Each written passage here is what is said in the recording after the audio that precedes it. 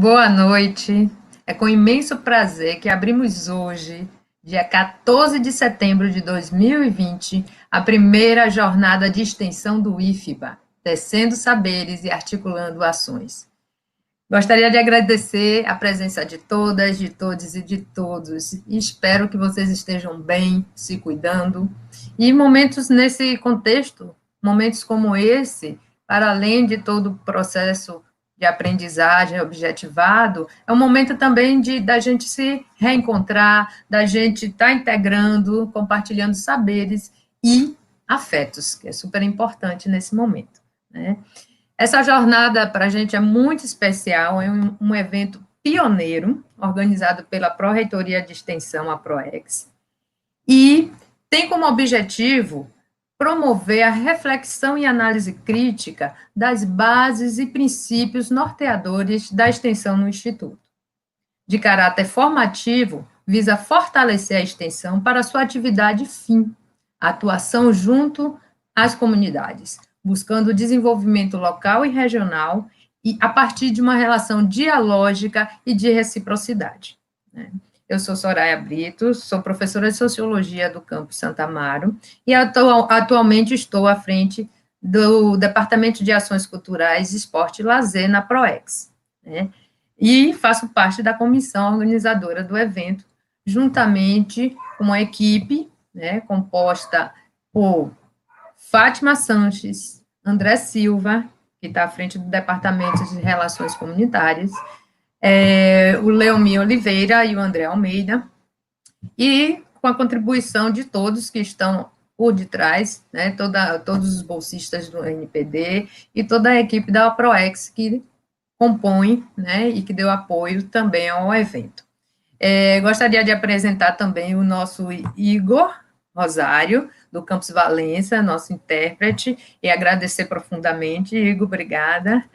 E continuar aqui o nosso agradecimento, né, aos intérpretes de Libras, né, porque é a partir deles que a gente consegue realizar um evento inclusivo, né, e a gente sabe que nesse momento há uma grande demanda e um grande esforço desses profissionais, e gostaria de agradecer nominalmente a cada um que está aqui compondo e contribuindo com esse evento. A Cíntia Viana, do Campus Vitória da Conquista, o Igor, que eu já apresentei, o Jonathan Cardoso, do Campus Jequié, Luciano, de Vitória da Conquista, a Roberta Cantuária, de Feira de Santana, que vai estar aqui também com a gente, a Rose Souza, que também está aqui hoje, de Jequié, o Robson, de Vitória da Conquista, né? Então, a gente tem aí essa equipe de peso, agradeço a vocês, muito obrigada. Gostaria também de agradecer o apoio logístico da PRPGI e a prontidão da DGCOM, né? É importante essa nossa comunicação ser sempre ativa nessa dinâmica agora, então, principalmente, tá? E não posso deixar de agradecer as instituições que estão aqui apoiando e colaborando com nossas discussões, né? Compartilhando suas experiências e seus saberes nos próximos dias. A nossa jornada começa hoje e vai ter eventos terça, amanhã, na quarta, e dia 17, na quinta, temos o Fórum de Coordenadores de Extensão do IFBA. Então, nossas atividades estão concentradas na parte da tarde, né? Confiram a programação lá no site, 2 horas tem uma mesa, e às 18 horas, na terça e na quarta, também tem outra mesa.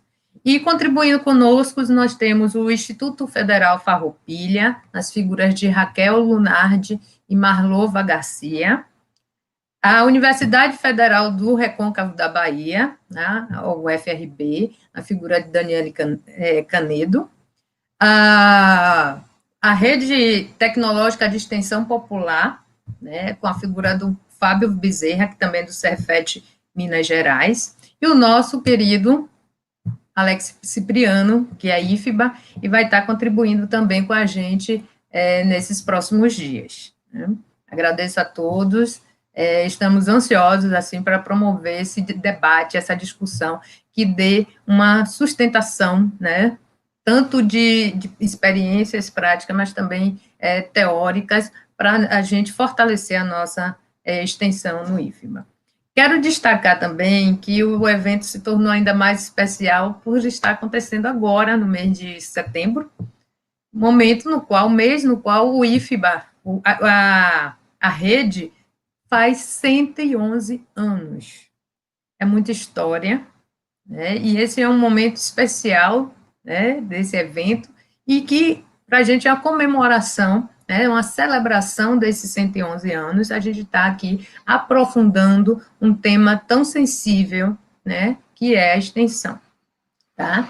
E assim, para abrir os nossos trabalhos hoje, né, vou convidar para compor a mesa a magnífica reitora Luzia Mota e a Olá, nossa, olá, e a nossa pró-reitora de extensão, Anívia Cerqueira. Olá, gente, boa noite. Vamos abrir nosso evento aqui, passa a palavra para a nossa reitora, Luzia Mota. boa noite, Soraya, boa noite, Igor, boa noite, Nívia, as pessoas todas que nos assistem. É um prazer para mim, é uma honra eu estar aqui fazendo esse papel, né, de abrir a jornada de extensão do IFBA, nesse momento que nós estamos passando dessa pandemia e que todos estamos, assim, bastante doloridos com a situação. Então, para mim é um prazer, ainda mais recebendo o professor Gaudêncio Frigoto, que é uma referência para nós, ou melhor, não é apenas uma referência teórica para nós, não é? Apesar de ser uma referência teórica e tanto, mas é uma pessoa que nos inspira a todos e todas que lutam pela educação profissional do país. A força dele, a disposição dele é muito inspiradora. Então, nós teremos aqui uma noite muito boa, muito produtiva, ouvindo o professor Frigoto aí nessa fala de abertura da extensão. Eu, Soraya, queria aproveitar esse momento aqui, né, esses poucos minutos que eu tenho para fazer essa abertura, para falar um pouco do meu sentimento em relação à extensão do IFBA.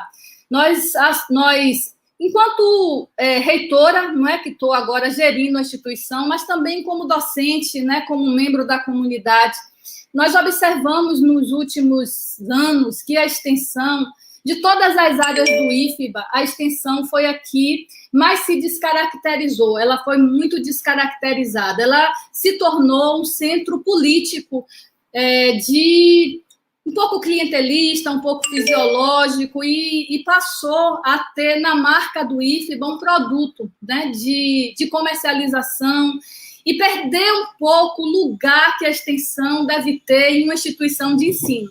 Eu diria que a extensão, ela errou de veia e se perdeu. E agora, né, nesse momento, que é o que a comunidade deseja, a extensão, ela procura o seu lugar, ela procura ressignificar o papel que a extensão tem dentro do IFBA, e esse movimento não é um movimento apenas do IFBA, é um movimento de toda a rede, a ressignificação da extensão tecnológica popular. Então, essa jornada que nós estamos abrindo hoje, ela cumpre esse papel de encontrar o lugar da extensão no IFBA. Essa é a nossa tarefa do dia. E para isso, nós contamos com os diretores gerais de cada campus, as diretoras gerais, nós contamos com cada coordenador de extensão que está lá no seu local e é uma potência para nós nessa construção da extensão. Nós contamos com a comunidade, a sociedade, porque não existe extensão sem o papel da sociedade dentro dela, e contamos também com os nossos colegas dentro da PROEX. Não apenas aqueles colegas que vieram junto com a gestão nova. Nívia, Soraya, André, Ivo, agora Jaqueline, mas com os colegas que já estavam dentro da PROEX. Com Jaqueline, né? Nossa Jaqueline, que não é a Jaqueline Reis, que eu não me lembro o sobrenome dela, mas todos nós conhecemos, com Yara, com Peneluque, com Fátima, com o grupo do NPD, com Pablo, com os bolsistas Amanda, Marcos, Marília, que soube que vai nos deixar, com Leomir, ou seja, são os servidores, né, de carreira que estão dentro da Pró-Reitoria, outros que nós temos certeza vão querer fazer parte dessa nova extensão, e nós vamos juntos encontrar esse lugar de relevância para a extensão, que é a aproximação nossa com a comunidade. É a partir desse radar que a extensão pode se transformar, é que nós vamos ter esses sinais de relevância do que é que nós, muito mais do que o que nós vamos fazer, muito mais do que para quem nós vamos fazer, a pergunta que a extensão precisa fazer, a pergunta que tem que estar no horizonte da extensão é com quem nós vamos fazer. Porque nós não estamos aqui para reproduzir o modelo ofertista, de produzir o conhecimento e oferecer à sociedade, não. Nós queremos construir conhecimento junto, nós queremos aprender com a comunidade. E, para isso, nós vamos ter que fazer essa estratégia crítica, não é? Particularmente nesse momento que nós estamos vivendo, que é um momento onde as certezas todas fugiram, e nós precisamos construir as soluções, né, junto com todos. Então, nós precisamos de uma estratégia crítica e nós precisamos de uma convivência solidária com todos os atores. E aí envolve o mundo produtivo, as empresas, envolvem os movimentos sociais, envolvem os informais, porque nós não podemos falar de economia sem os informais, envolve os povos tradicionais, envolve os coletivos identitários. Então, a extensão tem esse papel, né, de aproximar a instituição e de aprender com a comunidade para que as soluções elas possam ser produzidas dessa forma, uma forma conjunta, e não a academia. Os limites entre a academia e a sociedade, eles acabam com o papel da extensão. Então, eu já sei que tenho que terminar, porque a noite vai ser, né, longa aí de atividades, mas eu deixo essa reflexão, que a extensão popular, tecnológica popular do IFBA, consiga construir o seu lugar, consiga construir suas redes e que garanta ao IFBA não apenas um lugar de qualidade, mas um lugar também de relevância. E com isso eu termino aqui minha fala e faço uma saudação a toda a PROEX, na figura aí da nossa querida pró-reitora Nívia Cerqueira. Muito obrigada pelo convite e é um prazer para mim estar aqui. Obrigada, Luzia. É muito aí que temos pela frente, né? Chamo a Nívia para também dar uma palavrinha com a gente. Boa noite, colegas, toda a comunidade IFBA, todos e todas que nos acompanham agora pela TV IFBA. Uma saudação especial aí a todos os colegas, coordenadores e coordenadoras de extensão, a todos os colegas a todos os colegas e colegas aí da PROEX que estão na efervescência das ações extensionistas, né, que estão sendo veiculadas pela PROEX nesse momento. Uma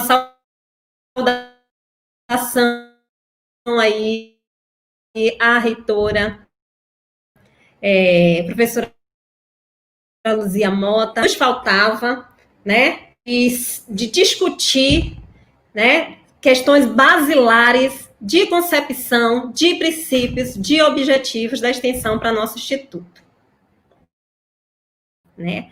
Então, fazer uma saudação também ao professor Gaudêncio Frigoto, que aceitou nosso convite nesse momento, nesse setembro tão especial, né, que a gente tem que demarcar a celebração e a resistência, né, da Rede Federal Tecnológica, com toda a complexidade que temos aí, e de nos alinharmos para poder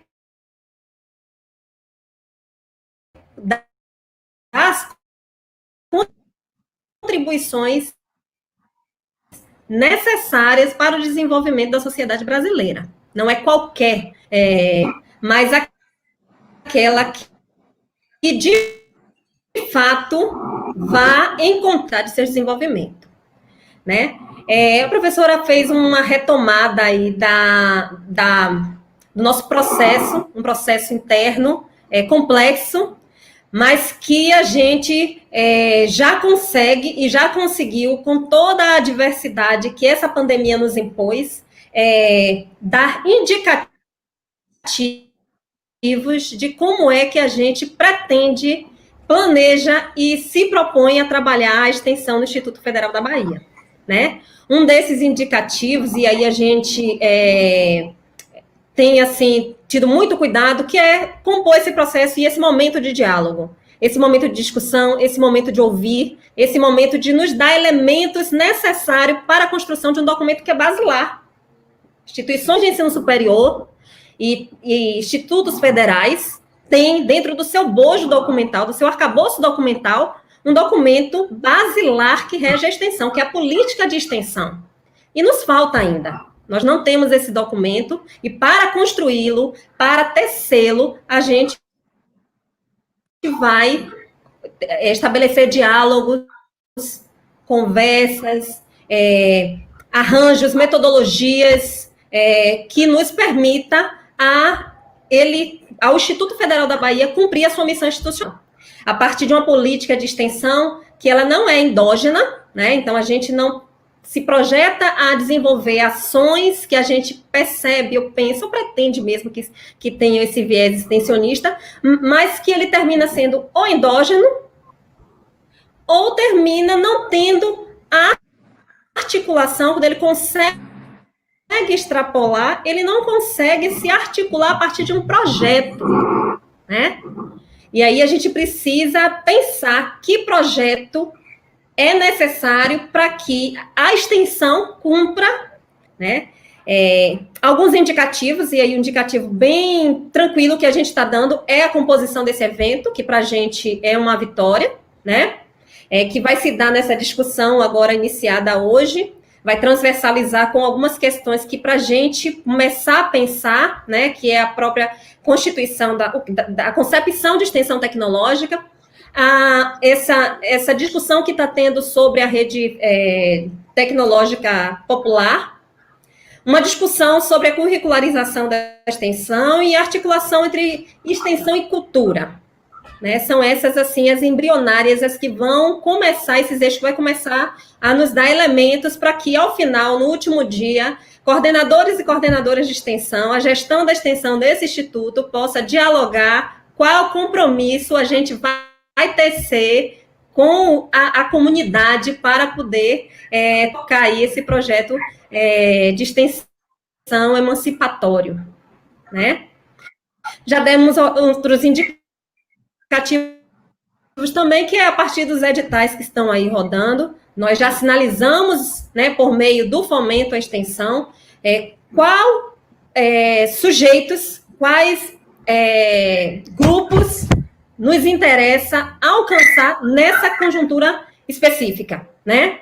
E seja a partir do processo de fomento à iniciação à extensão, né, dos estudantes do ensino médio e ensino superior, seja a partir do fomento de projetos de extensão, aí todos nós tradicionalmente já conhecemos, mas em especial, um projeto aí voltado para comunidades vulneráveis, socio-vulneráveis e comunidades tradicionais. Com isso, eu finalizo aqui a minha fala, esperando, assim, que a gente tenha construções, assim, importantes, que a gente dialogue, que a comunidade nos ajude a estabelecer esses diálogos de forma que a gente, ao final dessa primeira iniciativa, a gente já tenha aí constituído qual extensão nos interessa buscar, né? Então, que tipo de relação a gente precisa estabelecer com a comunidade do entorno de todos os campos do IFBA que está aí. Uma boa noite a todos e todas. Vamos em frente. Vamos que vamos, né? Uma mesa de peso dessa, com essas mulheres incríveis, admiro muito vocês. E é isso, a gente está aqui nessa busca e para fortalecer e nos provocar também uma reflexão, contribuir para esse processo todo. A gente tem aqui, foi pensada essa mesa, né?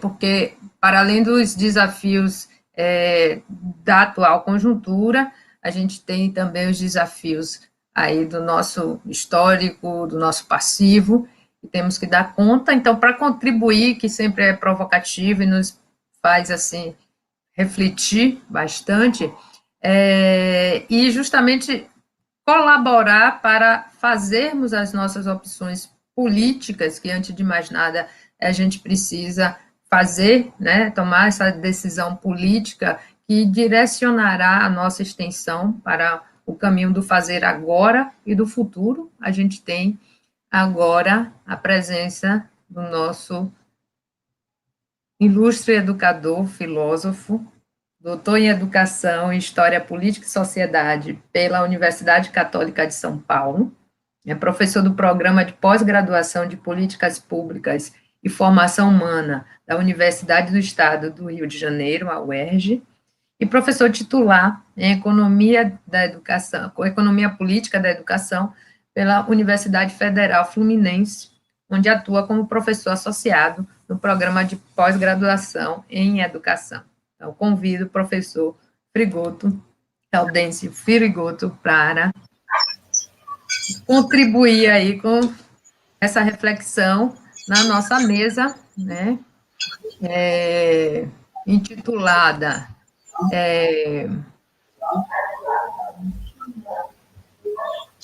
uma pescada aqui, Desafios da Extensão nos Institutos Federais na atual conjuntura.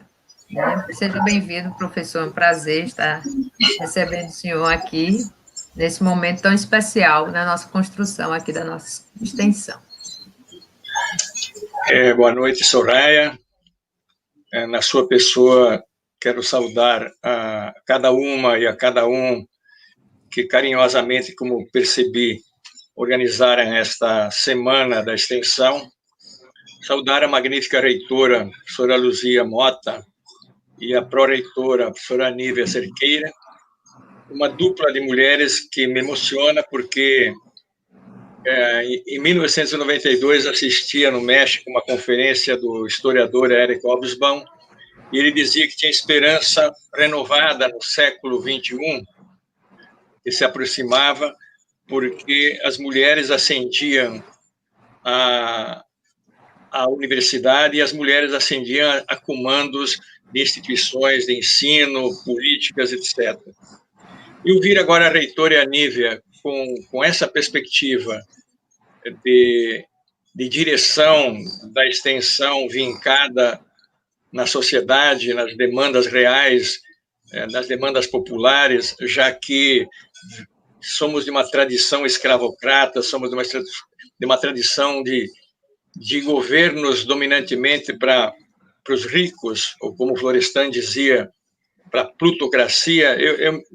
Eu fico emocionado ao ouvir a reitora e a Nívia com essa perspectiva e autocrítica que a reitora faz. Eu, sempre que tenho um convite pelos institutos federais, já não o considero bem como um convite, mas quase uma convocação, pela admiração que tenho e pela importância que vejo dos institutos, especialmente na sua interiorização. Quero saudar a cada um que nos acompanha nesse diálogo. Espero que todos estejam bem, apesar dessa pandemia que já nos produz um verdadeiro genocídio, em grande parte que poderia ser evitado, um genocídio que atinge especialmente as populações pobres, mas, infelizmente, nós temos um governo que apostou deliberadamente na necropolítica.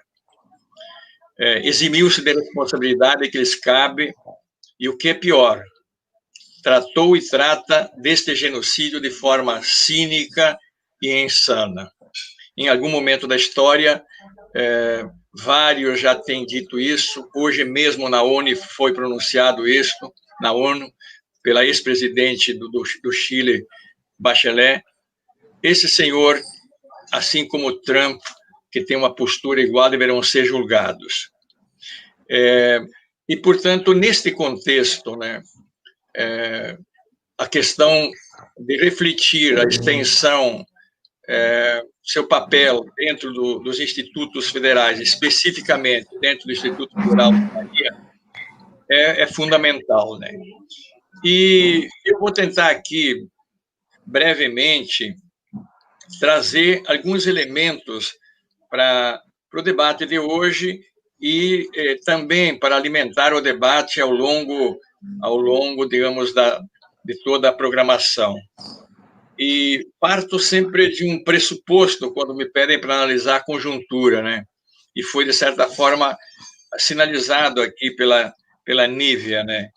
Que o presente resulta do passado e o futuro se produz no presente.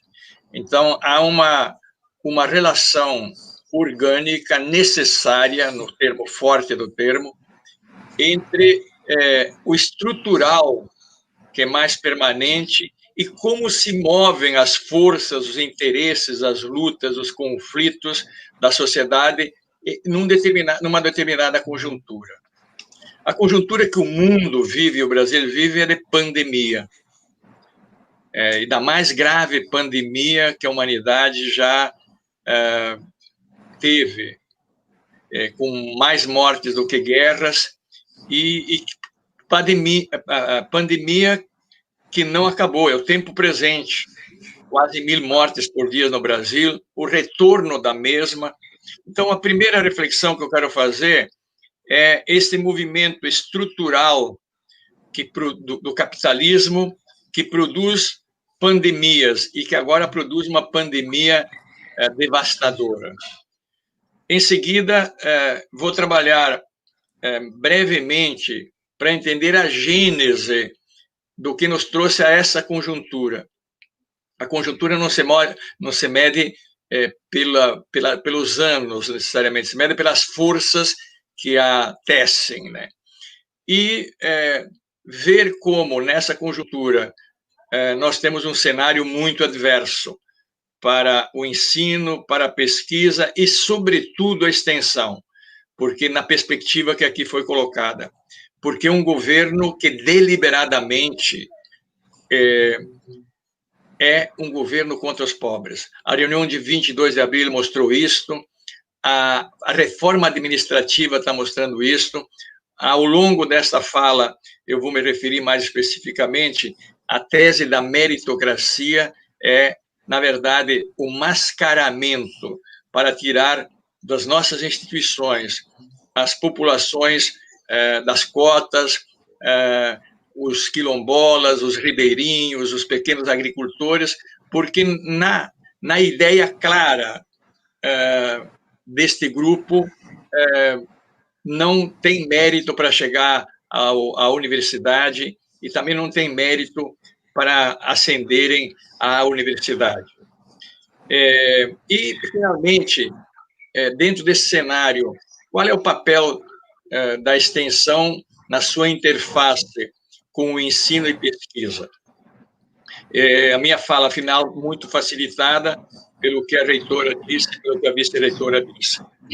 Eu vou partir de uma formulação que depois até posso mandá-la por escrito, que é do historiador Eric Hobsbawm, perguntando a ele qual seria o problema para ele mais grave que a humanidade enfrentaria no século XXI.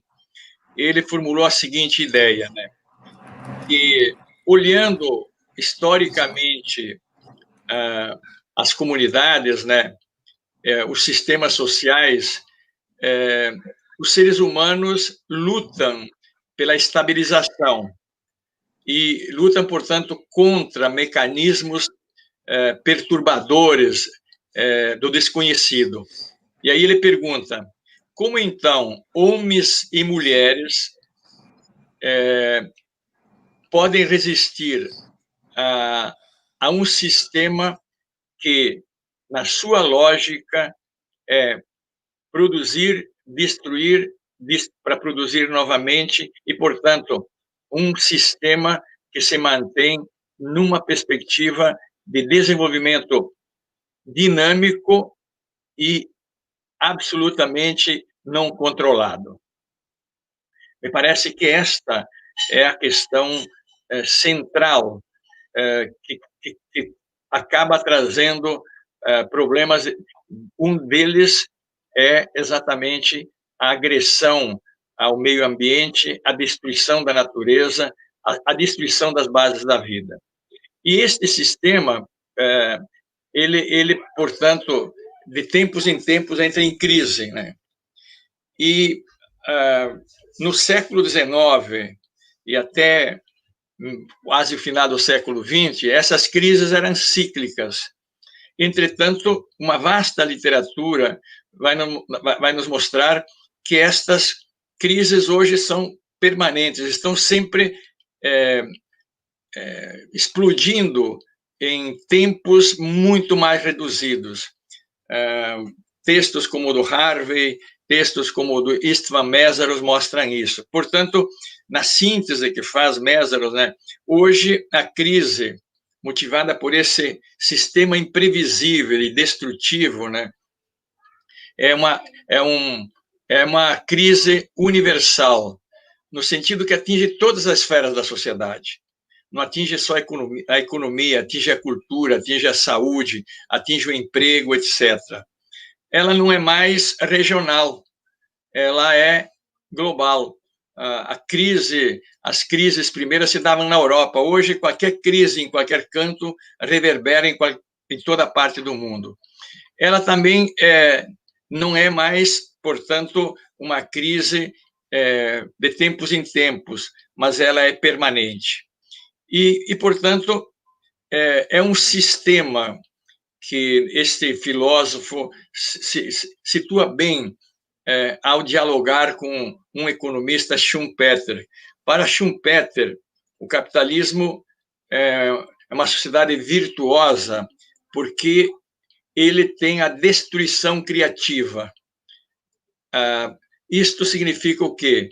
Que a competição entre capitalistas levaria a novos inventos, a novas tecnologias, a novos venenos, etc. E isso desenvolveria o mundo, desenvolveria os países, etc. Só que esta lógica sobre o capital, diz Meszaros, nos leva hoje a uma produção destrutiva. E por isso que a pandemia, como é vista por vários autores, mas vou citar aqui dois, o historiador Make Davis, que é um pensador que analisa as pandemias, as várias pandemias que têm atingido no século XX, regionalmente ou mais globalmente, o mundo. Mas essa mais grave. Ele escreveu, anos atrás, um livro chamado O Monstro Bate à Nossa Porta, advertindo para uma nova possibilidade de uma pandemia. E agora escreveu o livro sobre a Covid-19, O Monstro Já Está Aqui.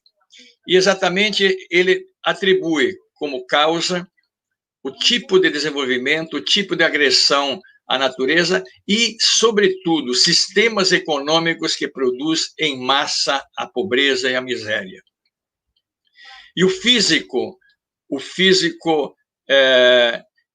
Capra, do livro Tal da Física, O Ponto de Mutação, eu acho que sintetiza isto com a seguinte formulação muito sintética: a pandemia é a resposta biológica do planeta.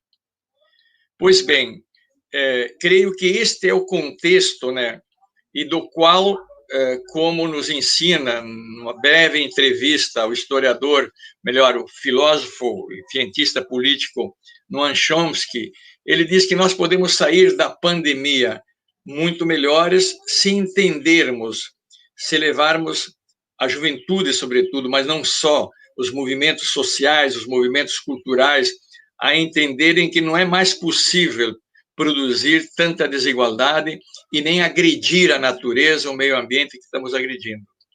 Se isto não ocorrer, nós vamos sair piores, porque nós teremos mais domínio de forças conservadoras, de forças de extrema-direita, e, portanto, esse é o grande desafio que vem antes aqui entre nós da pandemia, mas que pode se agravar brutalmente, e a gente já tem os sinais muito claros entre nós. Esse era o primeiro ponto que me parece importante a gente refletir, um sistema que não pode mais seguir.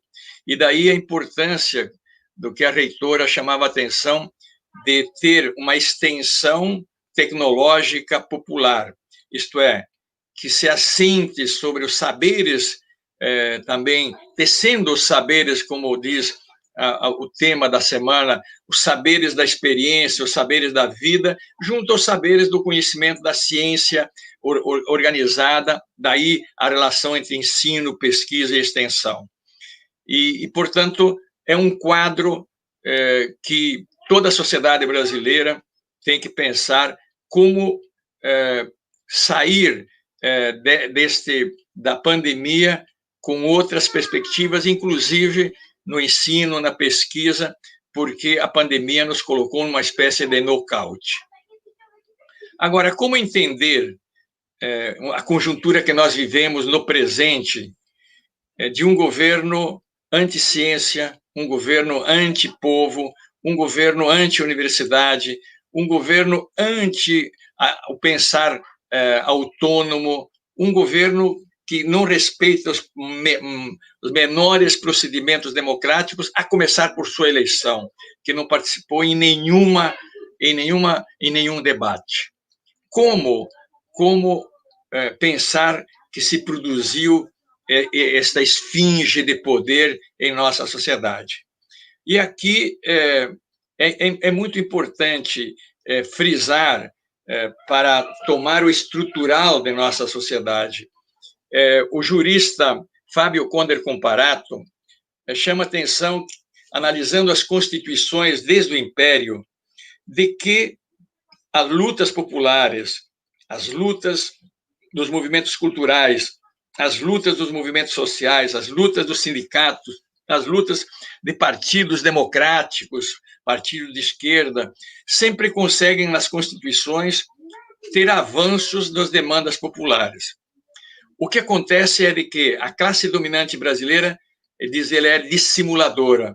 Ela coloca na lei, mas em seguida ela não a cumpre.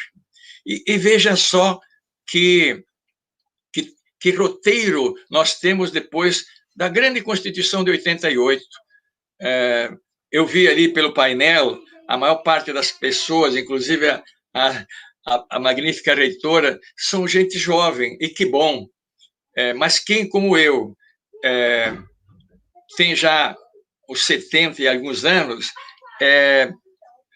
vivemos a ditadura e vivemos, e ali grande parte dos que assistem também, viveram a transição para o processo democrático. A década segunda metade da década de 80 foi uma década de determinação da política, isto é, movimentos, lutas, congressos, conferências, debates, e se conseguiu uma Constituição, do ponto de vista do capítulo social e econômico, educacional, bastante favorável à classe trabalhadora, se considerarmos o passado. Entretanto, em seguida, nós tivemos a eleição do governo Collor, que entrou com a ideia de que iria entrar na modernização, acabar com o país da carroça e, portanto, um projeto ultraconservador, com o saque da poupança, até das pequenas poupanças, etc. Deu no que deu, teve o impeachment pela direita e pela esquerda. Esse é um outro tema que seria interessante pensar. Mas ele sai do ponto de vista das forças dominantes porque ele não foi capaz de praticar o projeto neoliberal que era demandado pela classe dominante brasileira. Quem vai fazer isto, paradoxalmente, é o sociólogo Fernando Henrique Cardoso e sua equipe econômica, equipe, portanto, favorável às políticas de vender o país, vender as empresas e, sobretudo, uma política educacional que reiterou a dualidade estrutural. Quem era do Cefet, hoje é Instituto Federal, lembra muito bem disto, com o decreto 2208, né?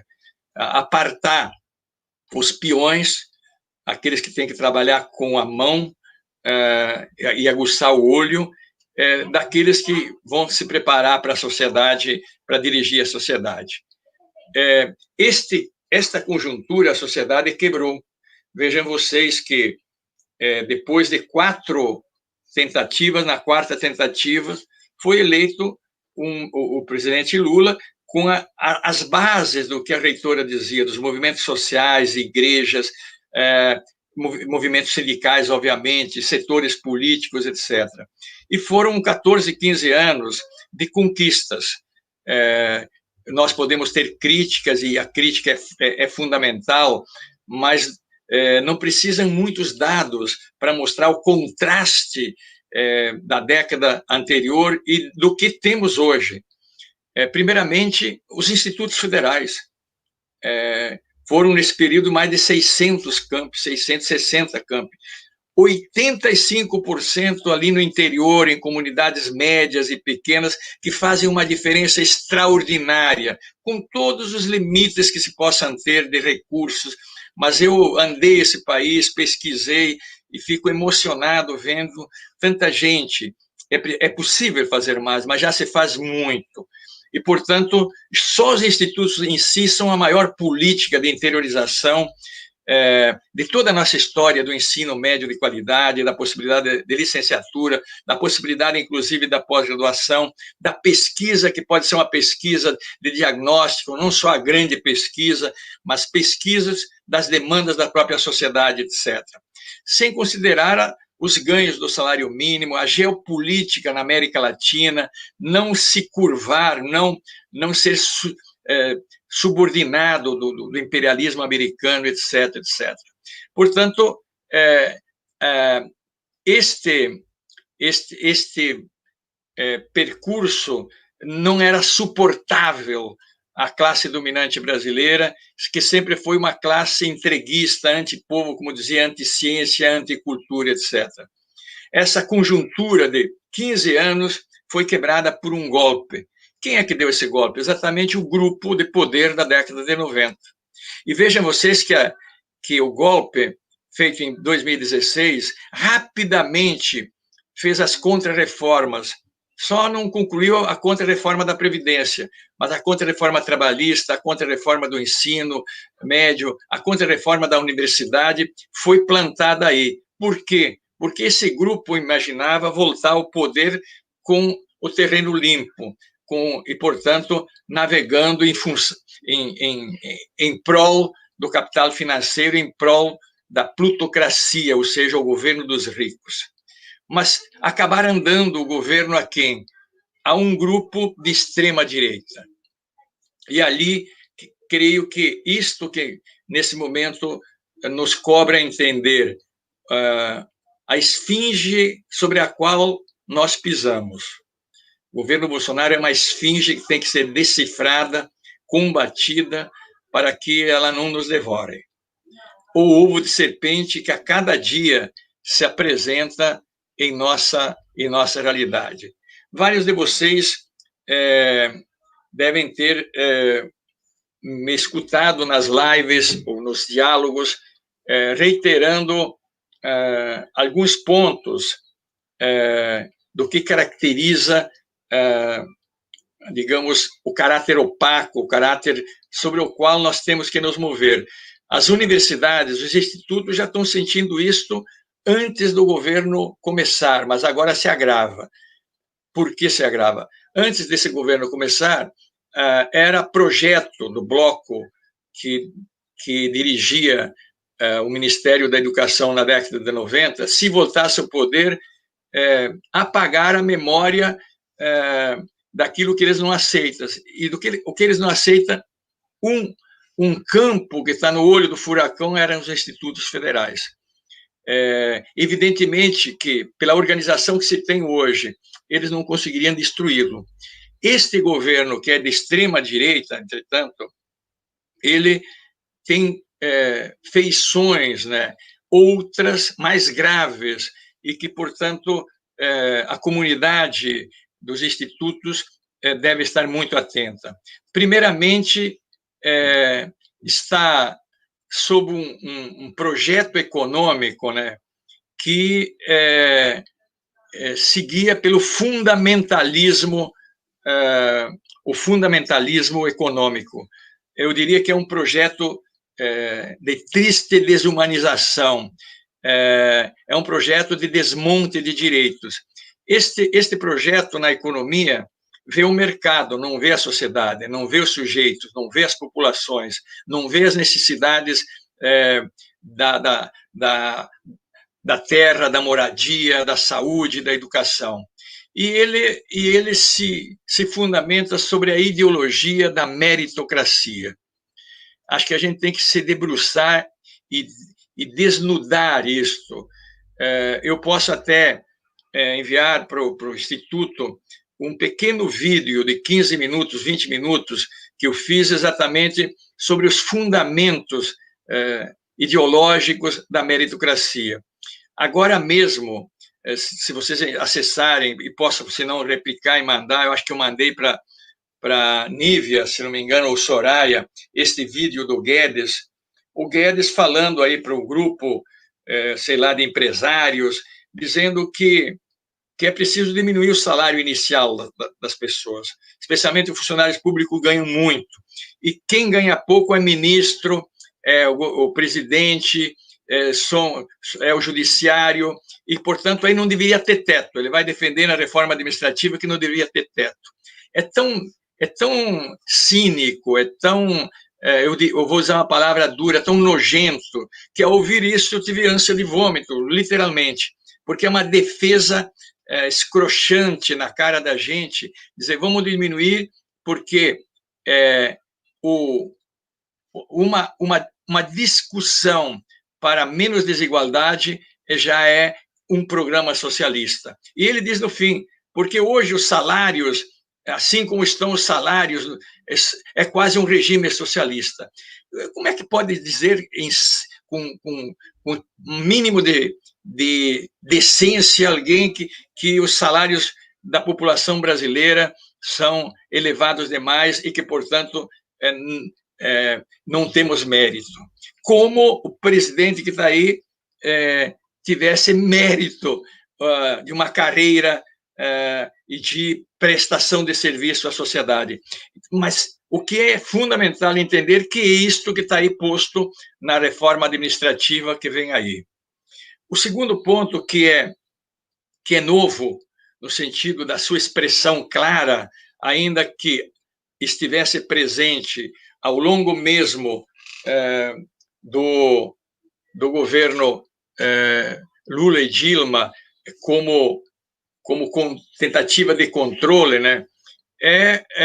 O controle político, fundamentalismo político. A escola sem partido, que é ilegal, entretanto, ela está fazendo um mal nas comunidades, porque ela dissemina a pedagogia do medo, a pedagogia da denúncia, do controle, e não a pedagogia do diálogo, da colaboração, enfim, da interface, etc. Fundamentalismo político é anular os adversários a qualquer preço. Se necessário for eliminar os adversários. Aí, o culto às armas, quando não às milícias, a mortandade brutal de jovens matados pelo aparelho do Estado, e jovens que têm classe social, fração de classe, e que são a maior parte descendentes, afrodescendentes ou negros, enfim, da comunidade negra.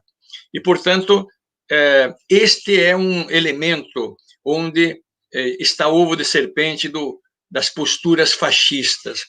O fascismo, ele não se manifesta de uma forma só, mas, sem dúvida nenhuma, eu concordo com vários autores brasileiros e outros internacionais, que nós vivemos no Brasil uma sociedade proto-fascista. Temos muitas atitudes, e uma delas é exatamente a agressão à diferença, a agressão aos pobres,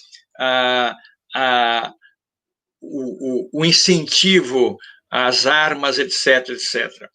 E, finalmente, nós temos um fundamentalismo religioso.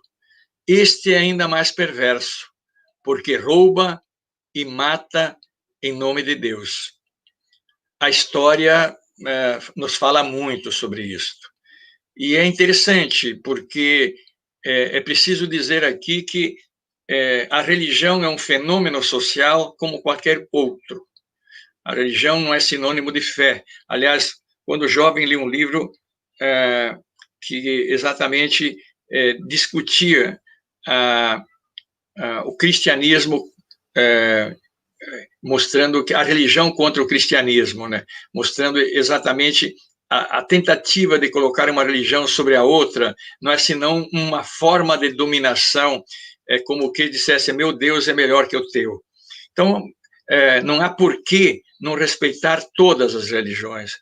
E é interessante, agora mesmo, o presidente da República disse o seguinte, só em 21 nós vamos ter um ministro no Supremo Evangélico.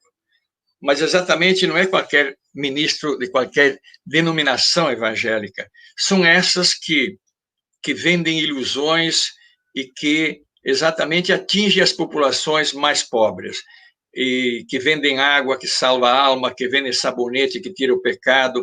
Isto são vendilhões do tempo, isso são absolutamente farciários, são pessoas inescrupulosas, etc. Então, esta tríade nos coloca uma situação dos IFES em que temos que pensar internamente e pensar exatamente a nossa articulação com a sociedade, de que lado nós estamos, né? E foi muito bom ouvir a magnífica reitora dizer, olha, nós tínhamos um passado em que a extensão era uma espécie de mercado, né, de projetos mercantis, né, e que, de certa forma, colocar a universidade, os institutos a serviço do mercado. Não, o mercado é uma relação social, é uma relação de força. Nós temos que ajudar as pessoas que precisam lá na ponta, exatamente aquilo que eu li com muita calma e com muito prazer, toda a proposta da equipe, que é mais nacional, que discute a extensão tecnológica popular. E aqui eu diria o seguinte, que primeiro eu gostaria de dizer e reiterar, é preciso que se tome consciência da importância quantitativa e qualitativa dos institutos. Há uma discussão, né, que Gramsci sempre colocava, que colocar quantidade oposta à qualidade é querer manter as coisas no mesmo lugar. Exatamente isso que a meritocracia defende. Só poucos podem chegar. Não. Democrática é a sociedade onde todos podem chegar. Esta é a nossa tese. Portanto, se até o 2008 nós tínhamos 20 ou 30 Cefetes, e agora nós temos 660 mil campos. Este elemento de quantidade é em si uma qualidade, com todos os problemas que possa ter. Segundo elemento, tomar consciência que os institutos estão em todo o país, né? E tem dentro deles a diversidade real do país. Vamos lá em Rondônia, nós vamos encontrar 12, 13 idiomas ou mais de comunidades indígenas diferentes dentro do Instituto.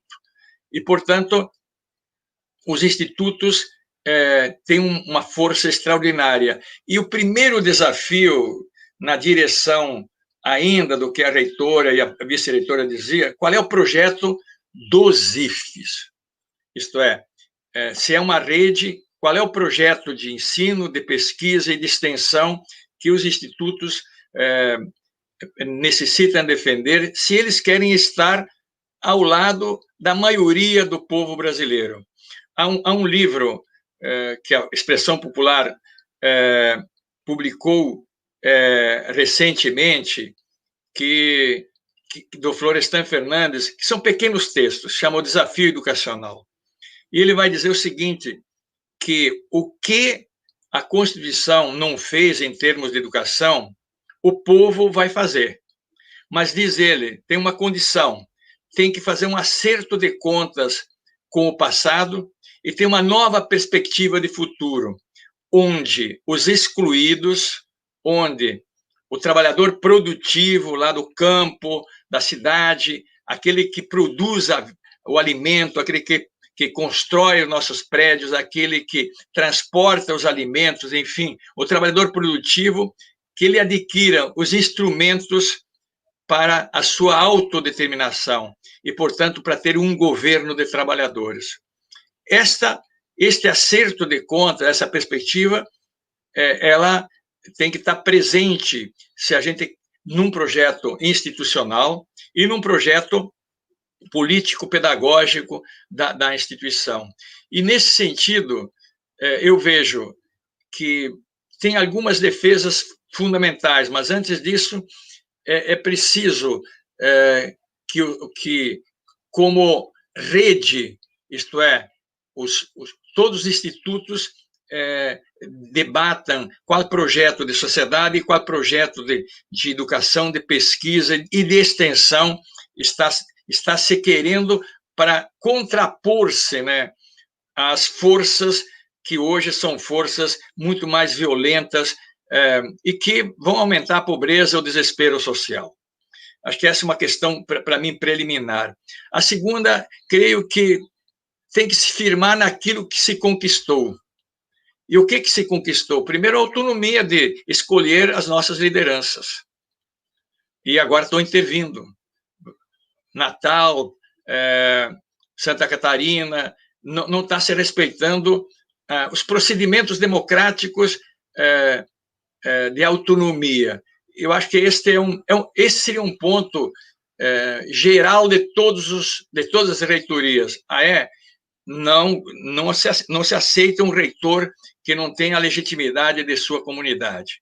Segundo, penso que também ampliar a defesa do ensino médio integrado e do PROEJA.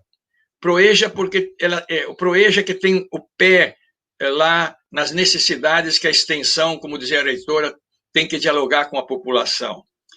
E uma defesa incondicional do caráter indissociável do ensino, pesquisa e extensão.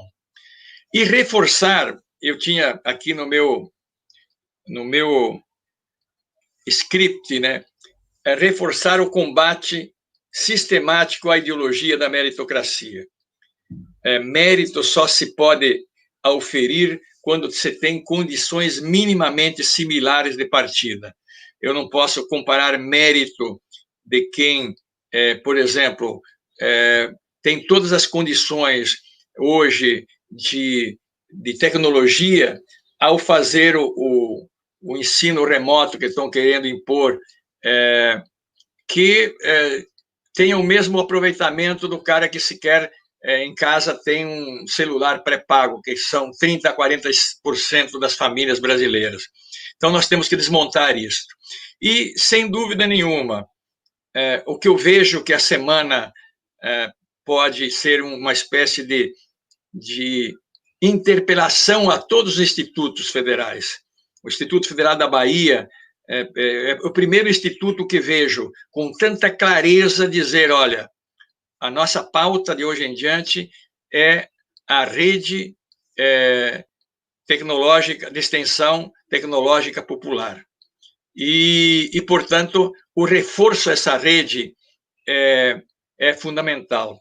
E ali, uma vez mais, também quebrar a ideia da extensão, como Paulo Freire dizia, de extensionismo, um projeto endógeno, pensado internamente, com mentes mais brilhantes possíveis, mas sem entender quais são as demandas, necessidades, sem pôr o pé no barro lá na periferia, lá nas populações em risco, etc., no campo e na cidade.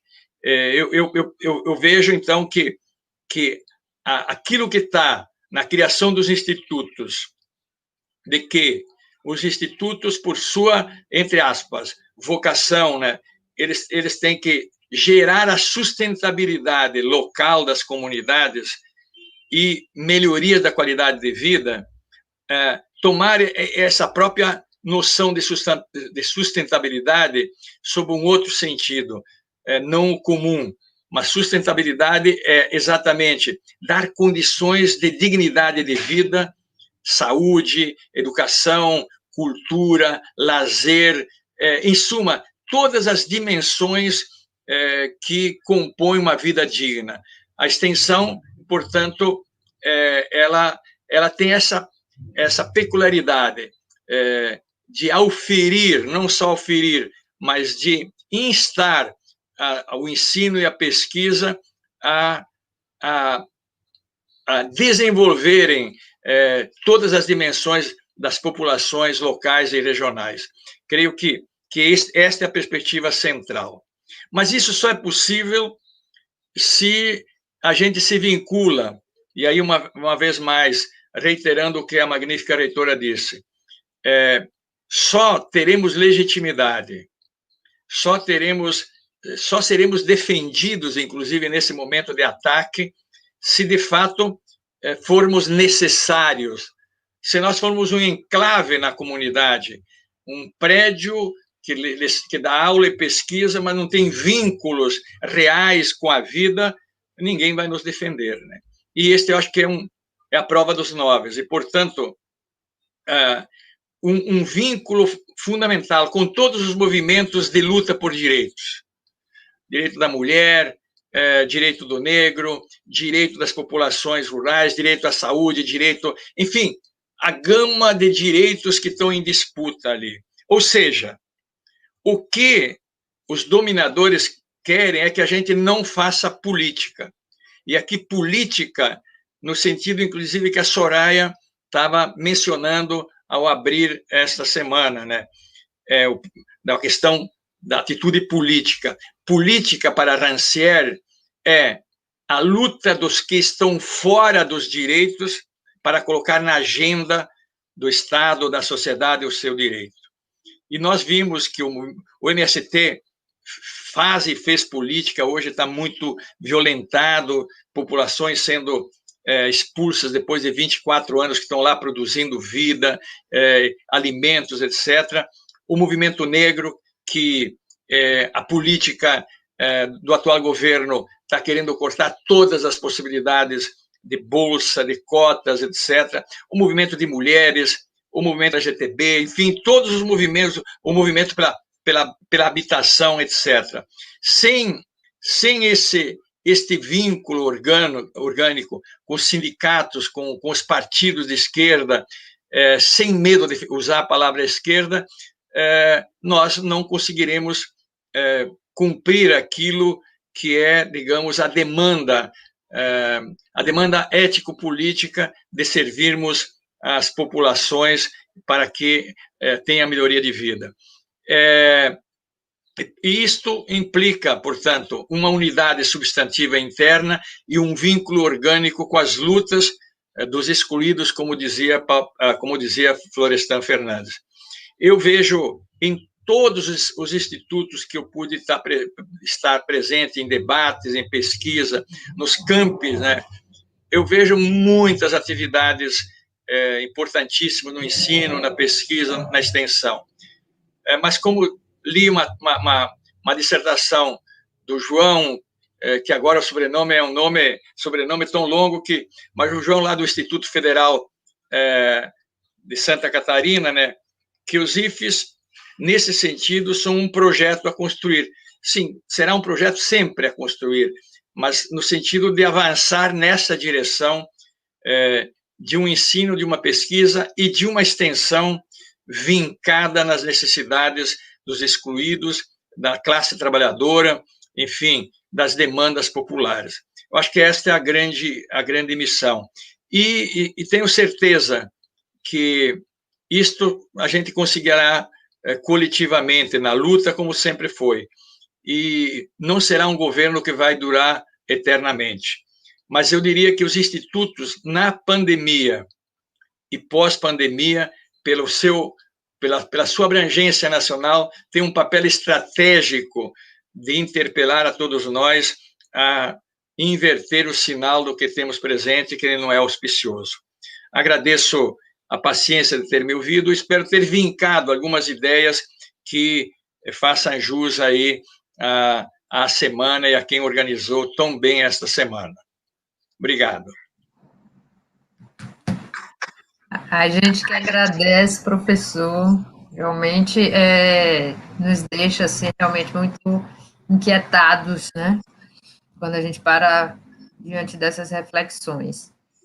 Aqui tem várias perguntas, também tem algumas, e vou encaminhar aqui as perguntas. Não há mal que dure para sempre, né? Então, a luta, a gente está aí para poder resistir. Então,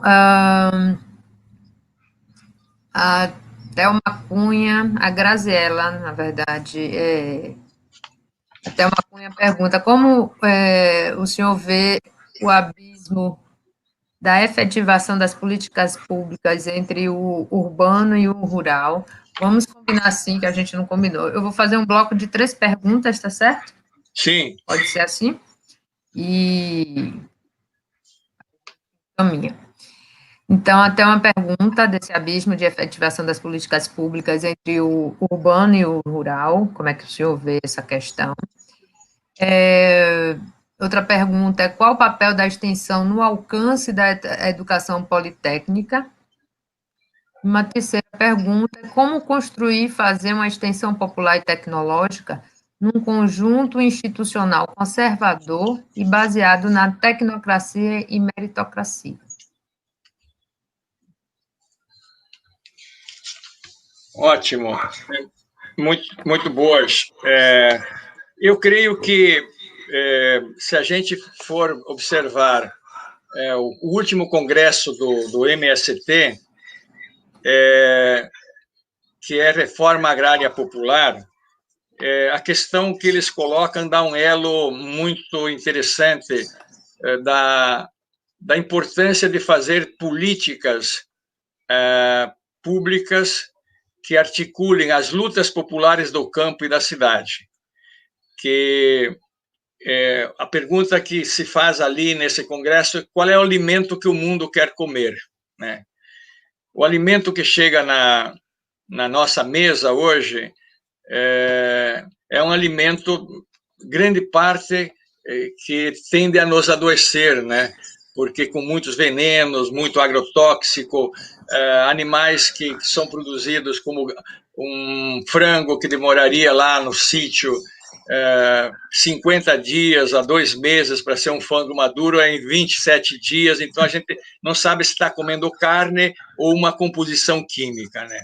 Mas além disto, né, desse vínculo do campo e cidade, hoje existe um vínculo da própria comunicação, quer dizer, claro que há uma desigualdade, né?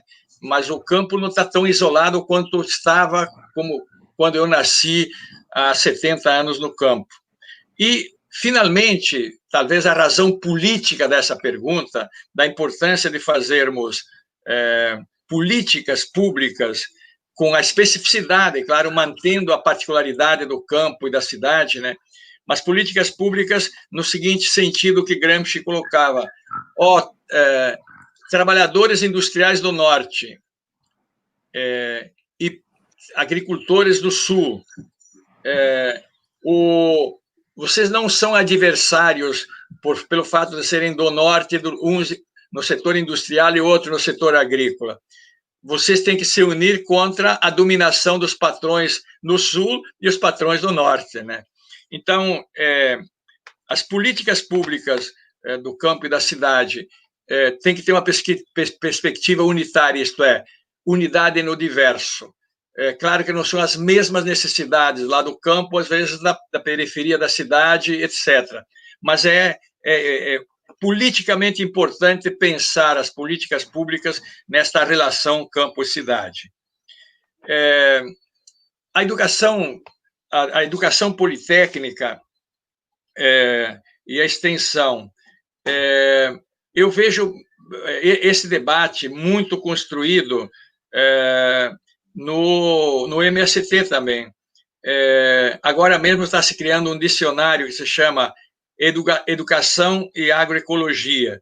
E a Roseli Caldari e eu fizemos um verbete, que deve estar saindo esse dicionário, são pequenos textos, que se chama Educação Politécnica e Agroecologia, né?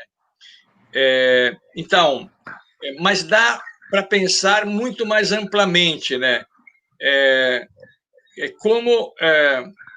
Como fornecer, como fazer uma extensão, se você quer, onde os sujeitos que estão envolvidos tenham como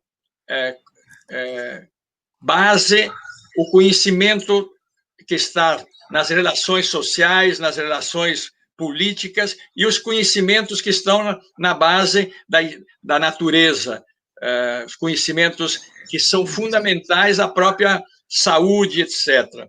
Daí que a indissociabilidade de ensino, pesquisa e extensão, ela tem que chegar na ponta, ou seja, a extensão chega na ponta do ponto de vista de desenvolver projetos. Se aí não existe uma compreensão ainda de por que a água com esgoto, se eu tomo banho ou se eu bebo, ela faz mal à saúde, um projeto que envolve pesquisa, que envolve ensino e que envolve extensão, está aí como trabalhar nessa comunidade a questão científica, e técnica e humana daquele projeto.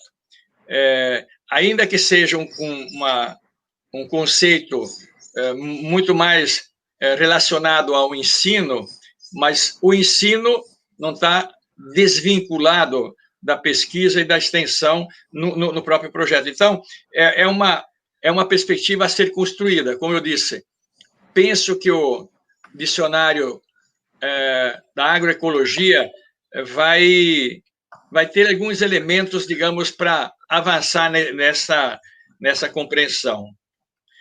E a última pergunta é muito interessante, né? As nossas instituições são conservadoras, de um modo geral. Dentro delas, eu vivo na universidade há 40 anos, e oxalá, oxalá, oxalá 1000 vezes, e aí todos os santos baianos juntos, né? As forças, né? Oxalá nós tivéssemos reitorias, 30% das reitorias das universidades e dos institutos com a visão da reitora. Eu posso estar enganado, Soraya, mas eu não vejo isso, quer dizer, ainda temos reitorias muito vincadas aos poderes conservadores. Agora, então, o presidente só nomeia gente praticamente anti-institutos, né? Escolhe a parte antidemocrática dos institutos. Veja, eu teria vergonha, não gostaria de olhar no rosto de um colega da universidade ou dos institutos que aceita ser interventor, sem a legitimidade da comunidade, né? Então, é uma luta por dentro. Mas eu vou dizer o seguinte, eu acho que nós estamos avançando. Acho que nós estamos avançando nesse... Desculpem que deixei o telefone ligado aqui. Eu acho que nós estamos avançando. Eu vejo forças sindicato, internamente, que estamos avançando. E eu acho que a gente não pode perder a perspectiva. Esse governo vai passar, e essas pessoas que aceitam esse trabalho conservador, etc., vão acertar contas internas. Só para qualificar essa questão, que é muito boa, porque ela pega o calcanhar de Aquiles nosso. Quando o presidente Lula assumiu o poder, eu fui convidado com um grupo de pesquisadores a discutir exatamente o decreto 51/54, que acabaria com a dualidade do 2208. E a professora Maria Ciavata e eu fizemos um levantamento. Qual era a posição dentro dos Cefetes? E nós encontramos o seguinte perfil: uma minoria, um grupo muito forte, vinculado aos poderes políticos, jurídicos, etc., conservadoríssimo, de norte a sul. Um grupo muito aguerrido dos movimentos sociais, ligados aos movimentos sociais, a sindicato, mas também pequeno. E uma grande maioria amorfo. É aí que está a questão. Eu acho que nós temos que conquistar essa maioria, que convidá-la a fazer política, no sentido não política do PMDB, cada um de nós pode ter seu vínculo partidário, mas política no sentido, que projeto de ensino, de pesquisa e para quem nós vamos fazê-lo. Isso é política. Vamos preparar trabalhadores para serem obedientes à exploração, ou vamos preparar trabalhadores para que defendam seus direitos? Vamos preparar trabalhadores que aceitem a desumanização, ou vamos preparar trabalhadores para que lutem por sua dignidade? Enfim, então acho que é uma luta interna. A colega que me fez a pergunta, as nossas instituições são conservadoras. E é interessante, porque sem avançar... Eu dou um último indicador. Por exemplo, no início, o ensino médio integrado tinha muita resistência.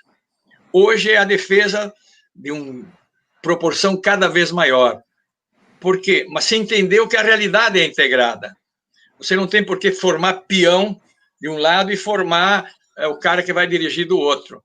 Forme gente, dê os instrumentos, e que isso se resolva no processo da construção da vida, nos movimentos sociais, nos sindicatos, enfim, nas instituições que cada um de nós pode participar.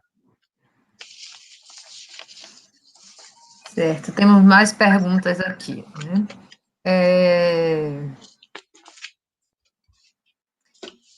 Como traçar estratégias de combate a essa realidade nefasta neste contexto de educação remota?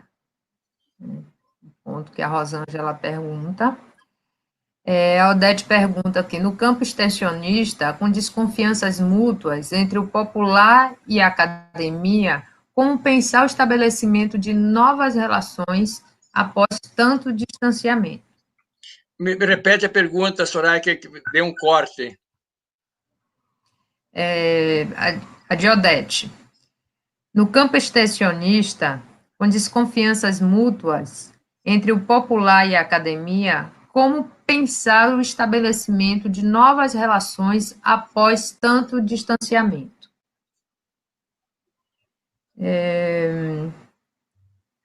A Priscila pergunta: como o senhor concebe hoje o papel do intelectual orgânico, como pensava Gramsci?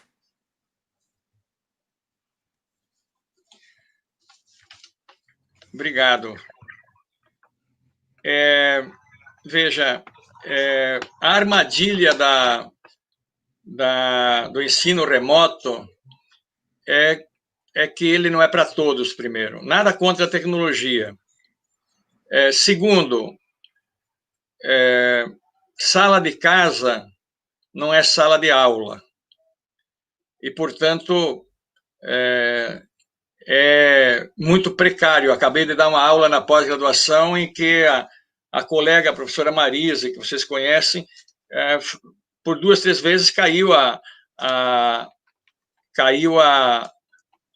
internet, interrompe, enfim. Mas só os dados que temos sobre a exclusão digital mostra um absurdo isso. O mais correto seria aquilo que o Hobsbawm diz, que seria um tempo para nos aproximar das pessoas por meios tecnológicos, etc., para ensinar as crianças e os jovens, sobretudo, que mundo que vivemos e que temos que mudar. E a ideia é uma ideia muito brutal, quando se diz vai perder um ano, e os quase 140 mil pessoas que perderam a vida, com 5 pessoas, em média, por família, que choram. Essa perda é irreversível. Nós poderíamos, sem dúvida, recuperar o ano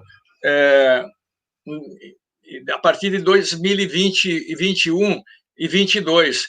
E, portanto, democraticamente, todo mundo poder ter o mesmo padrão, porque agora uns vão ter e outros não vão ter. É o que aconteceu com o Enem. O MEC fez uma traição às camadas populares, porque pediu uma votação e, obviamente, os que têm menos recursos em casa pediram mais tempo, e, portanto, fazer o Enem em maio. O que o MEC...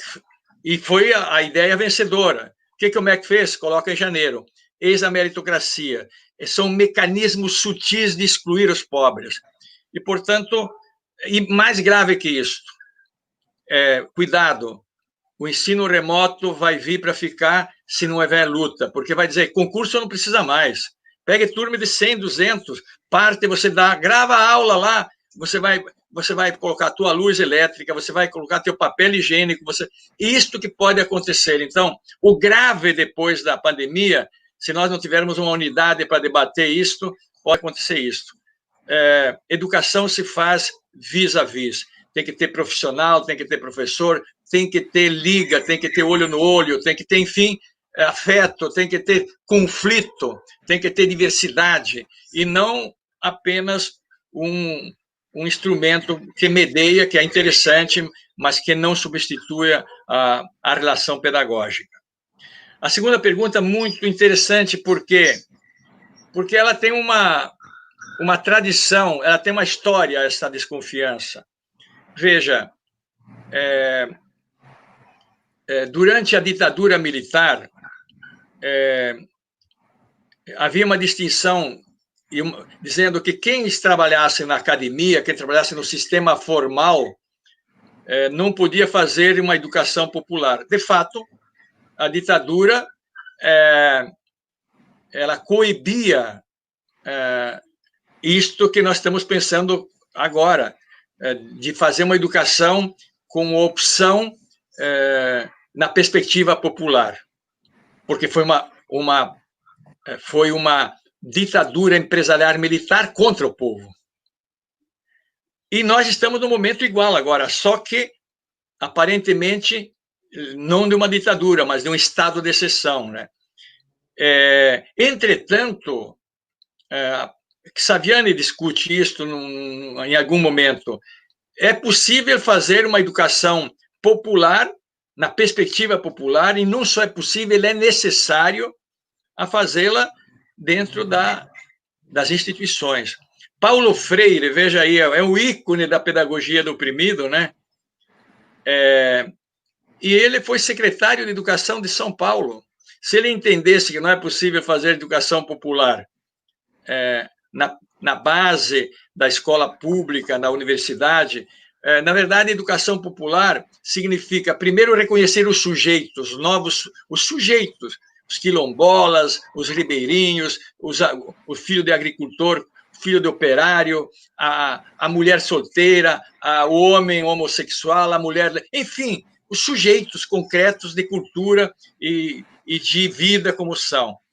E, segundo, defender aquele conhecimento que desvela, que revela, que põe a claro o que domina exatamente a dominação que existe para que as populações, a grande massa da população, seja mantida na precariedade, na desigualdade, etc.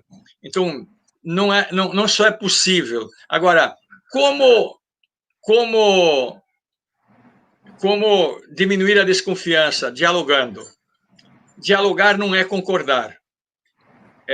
O conhecimento, aliás, é sempre fruto de um dissenso que busca novos consensos, né?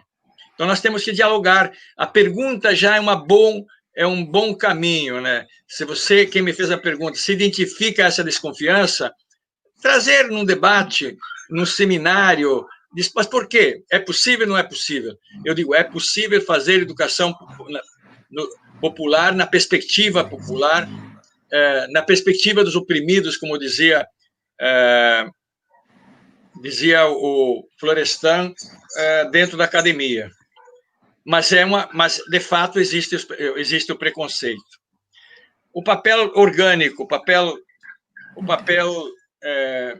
do intelectual orgânico.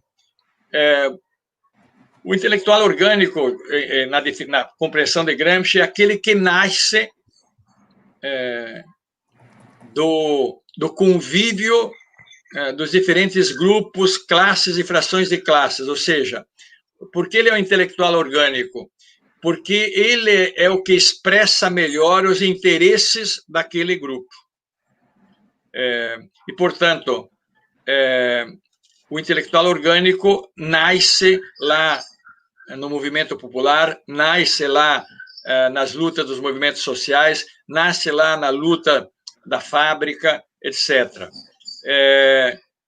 E portanto, é diferente, digamos, do intelectual tradicional do Gramsci. Intelectual tradicional não tem nada de pejorativo em Gramsci. Intelectual tradicional é aquele que pertencia, digamos, a um outro modo de produção. Por exemplo, o clero.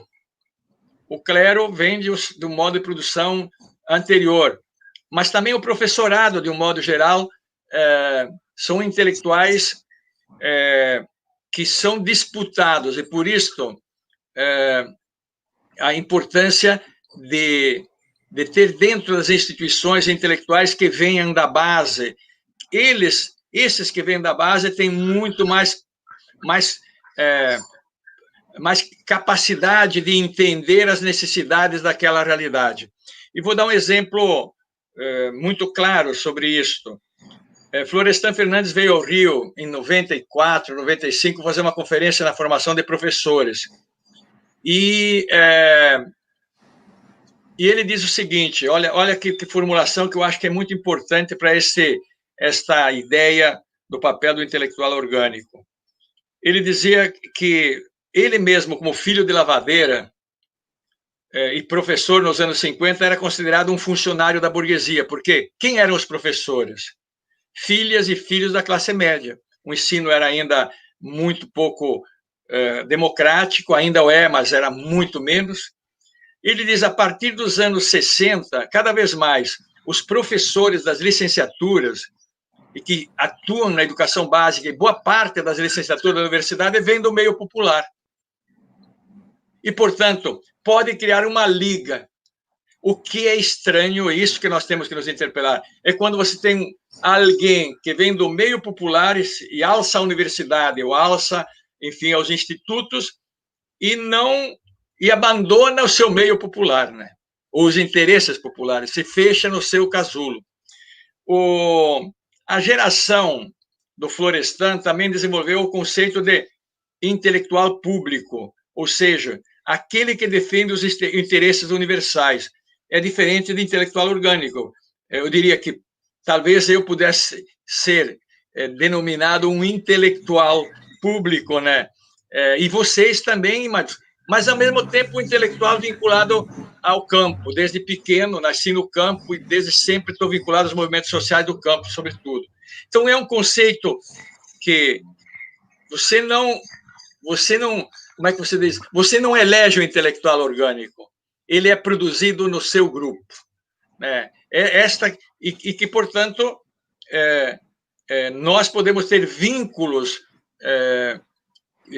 de luta com esses grupos e diálogo com outras formas de papéis, como é o intelectual público que citei aqui.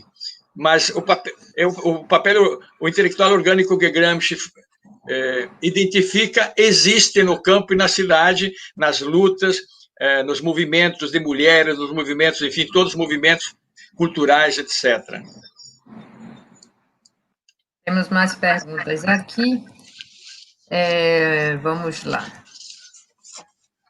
Em relação ao nosso cenário político, né? A pergunta aqui. O senhor vê qual a saída que o senhor vê para esse cenário? Uma frente ampla entre partidos que atue aí em prol de algo de combate ao cenário atual? Você acredita nisso? Qual seria o papel da esquerda nesse processo? Né? Essa pergunta tem pergunta aqui, deixa eu ver.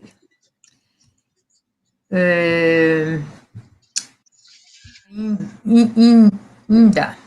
Historicamente, a extensão no nosso instituto é uma cópia de modelos universitários, reificados por sua própria endogenia.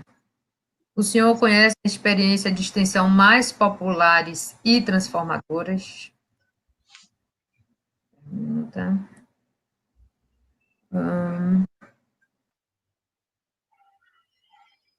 Tem mais outra aqui, deixa eu ver. E o Reinaldo Martins pergunta: é preciso sairmos da zona de conforto? Qual a perspectiva futura para a luta e tomada dos trabalhadores das ações políticas como protagonistas de um novo tempo?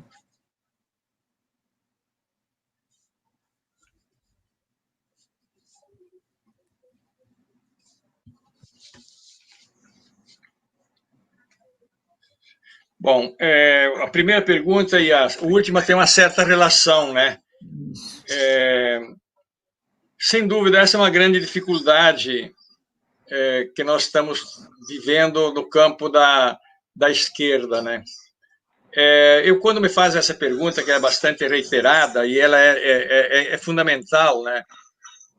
Eu mesmo tenho participado aqui no Rio de Janeiro de movimentos na eleição passada, junto com Tarso Genro e lideranças do campo da esquerda, para ver se sai uma candidatura única.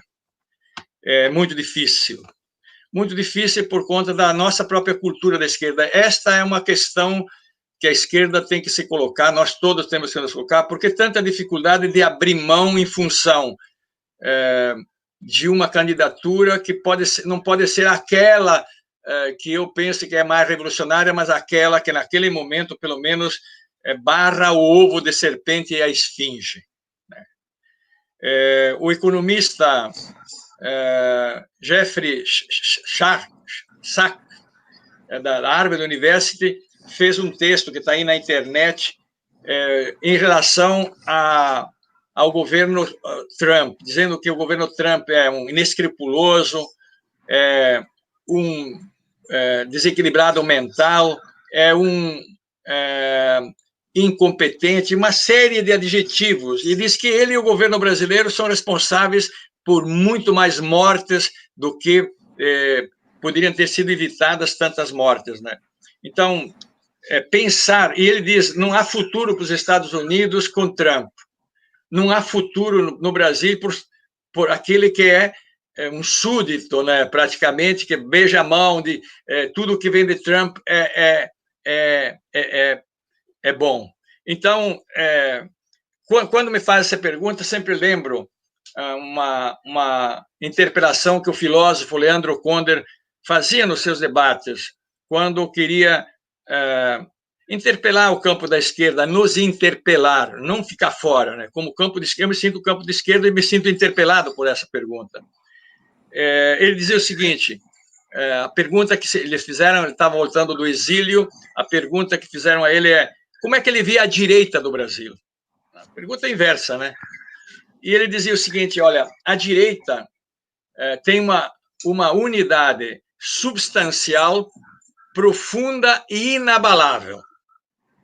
Seja ela uma direita agnóstica, crente, fisiológica, sociológica, deu uma série de adjetivos.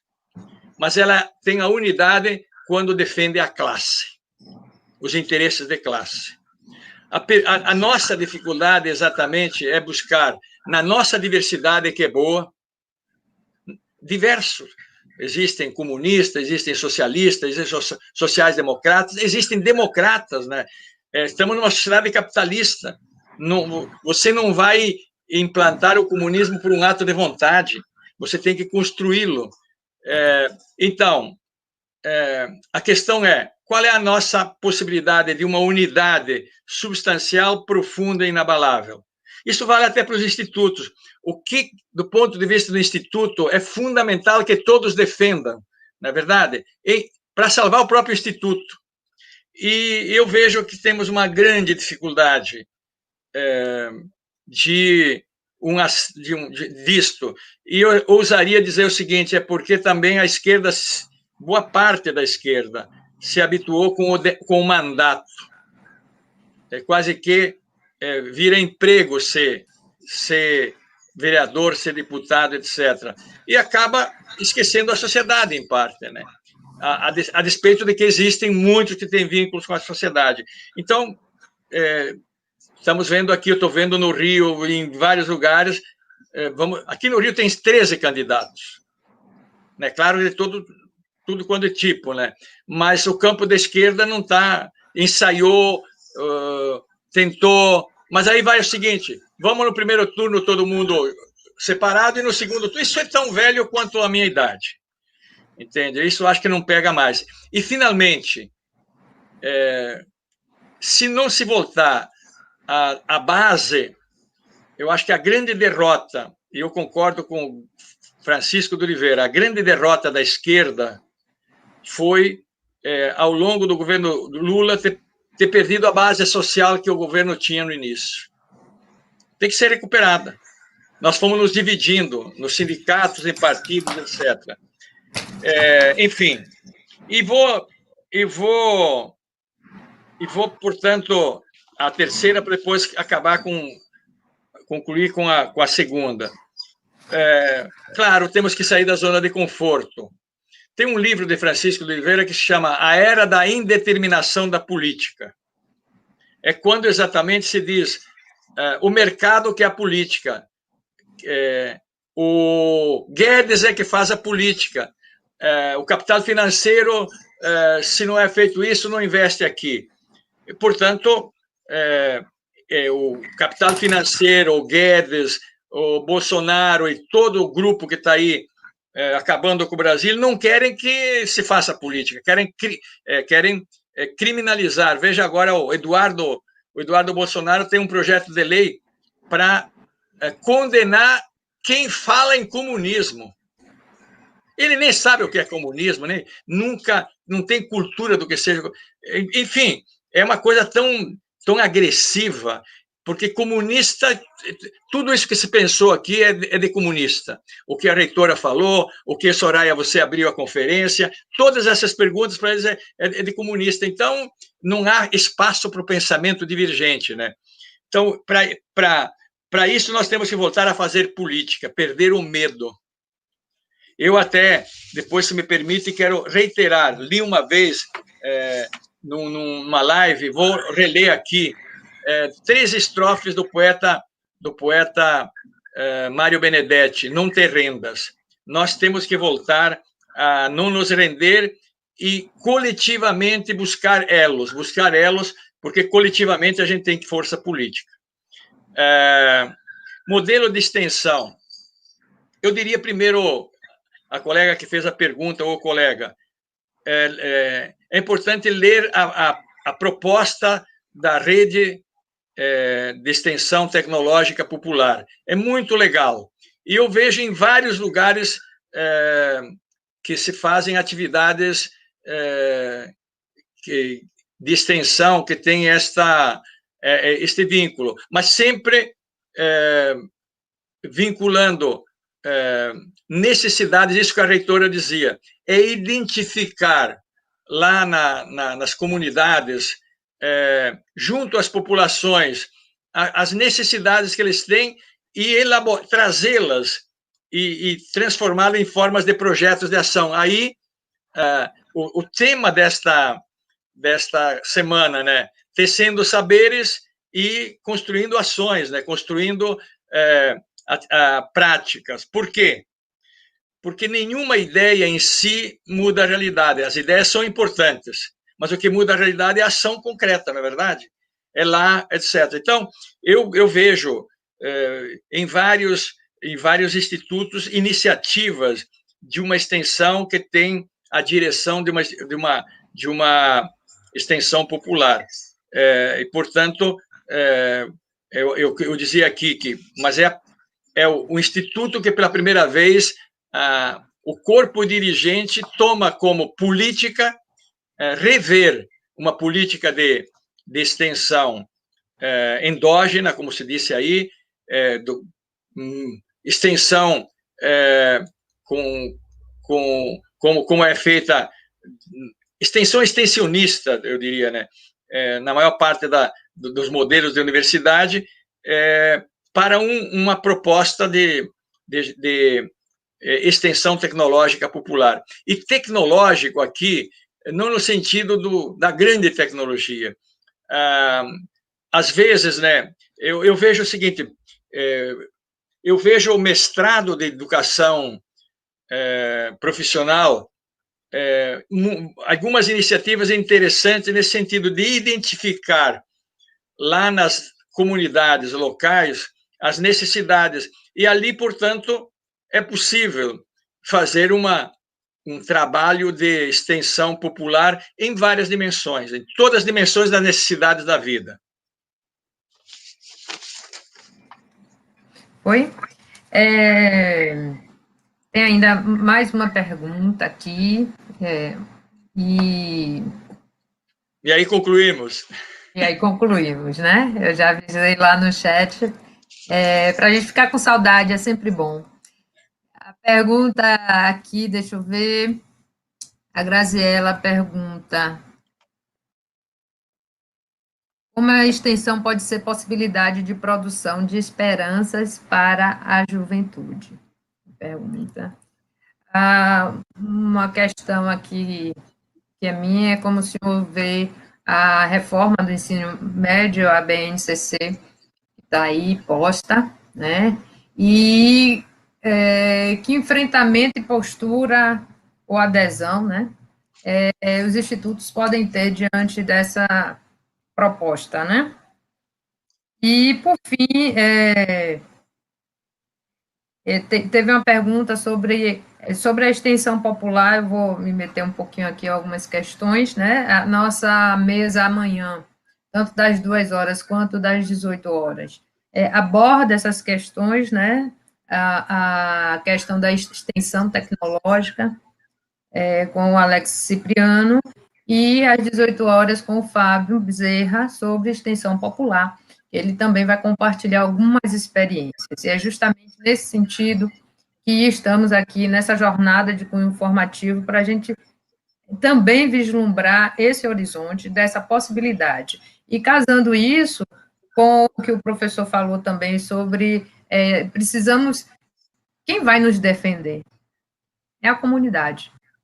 Né? A comunidade que vai nos defender. Da mesma forma que os partidos, né, se perderam, né, se distanciaram das bases, acho que também os institutos, eles precisam cada vez mais se aproximar da base, que é a comunidade.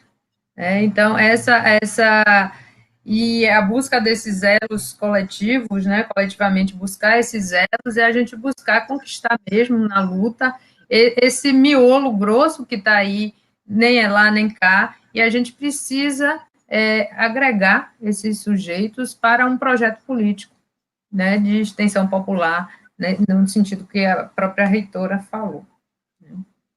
Mas é isso, as perguntas são essas. Tá, é interessante essa primeira questão, né, sobre a questão de como dar esperança ao jovem, né? Eu vejo que a atitude primeira é ouvir os jovens. Os jovens estão muito inseguros, os jovens estão muito sem perspectiva de futuro, porque diante deles tem um muro. Imagine você, no Brasil, você tem hoje praticamente 30 milhões de pessoas desempregadas ou subempregadas. Então, nós temos que dialogar com esse jovem e, portanto, engajar esse jovem na ação política.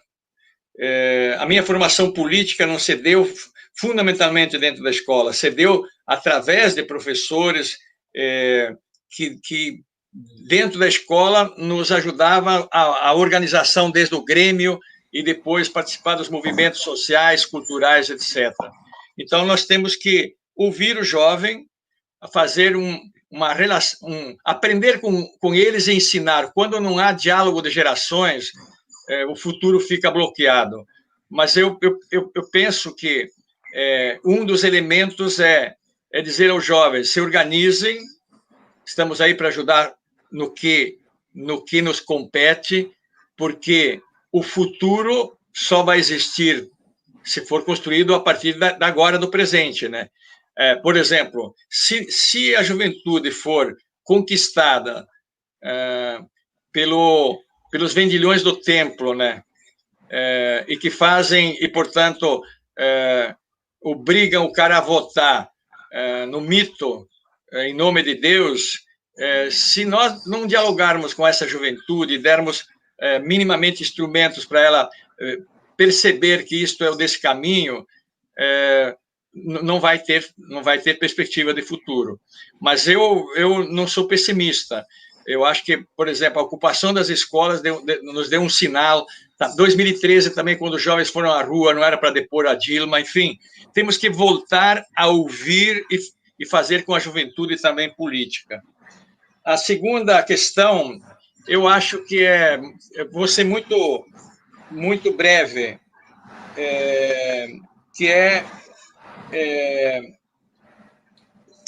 o que fazer diante da reforma, contra a reforma do ensino médio e os BCCNs? Eu acho que nós temos que resistir por dentro.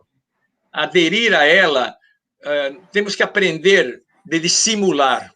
Eu me recordo que a professora Marisa Ramos era professora da Química, quando eu, como professor dela, a conheci.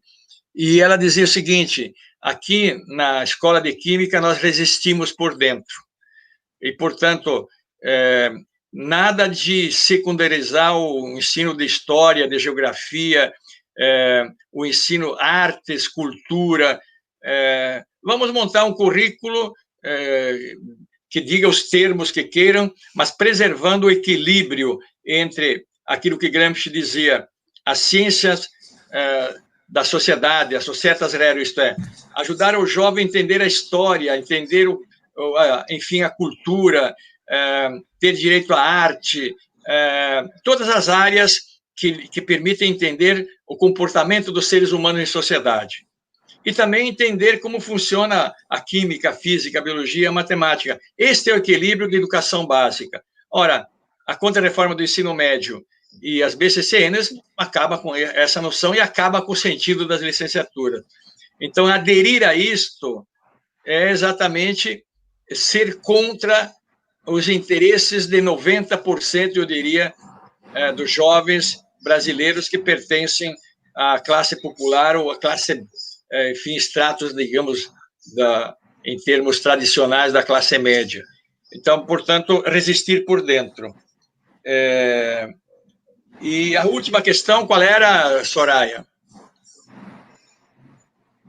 Eu acho que foram essas mesmo. Foram duas, tá, ok. Então, se me permitem, eu quero, antes de concluir, como um estímulo à semana de extensão e o sentido que está posto, e o convite a voltar a fazer política, a voltar a se organizar, a discutir, defender internamente, por exemplo, que os nossos diretores, nossos reitores, nossos chefias, enfim, tem que ter o aval interno.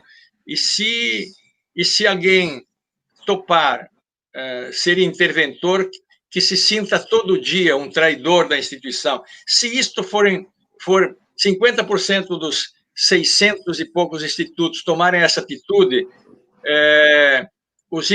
a intervenção nos institutos não vai ser fácil. Mas se todo mundo baixar a cabeça, vai ser muito fácil. Então, aqui, desejando a equipe que organizou a semana, os colegas que com paciência nos ouviram nos diferentes cantos da Bahia e de outros espaços, eu vi aqui que tem pessoas do Instituto Farroupilha e de outros espaços, reler aqui aquilo que eu fiz numa outra live para os institutos, 3 estrofes da poesia de Mário Benedetti, que se chama Não te rendas. Não te rendas, ainda estás a tempo de alcançar e começar de novo, aceitar tuas sombras e enterrar teus medos. Largar o lastro, retomar o voo. Não te rendas, que a vida é isto.